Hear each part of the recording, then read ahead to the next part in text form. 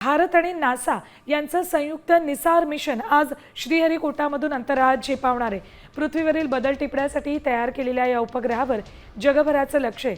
सुमारे 10 वर्षांच्या परिश्रमातून आणि $1.5 अब्ज खर्चातून तयार झालेल्या निसार मिशनमध्ये भारत आणि अमेरिकेच्या शास्त्रज्ञांची संशोधनातील ताकद एकवटली।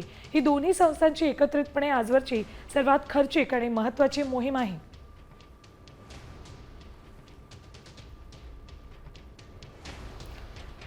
या उपग्रहाची वैशिष्ट्य काय आहेत बघा। बर्फाळ प्रदेशांमध्ये होणारे सूक्ष्म बदल टिपण्याची क्षमता आहे।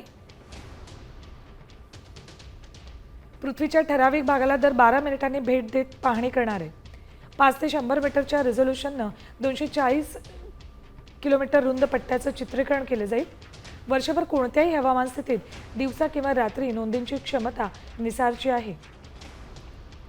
तर 747 किलोमीटर उंचीवर सूर्यानुरूप कक्षेमध्ये उपग्रह प्रस्थापित होणार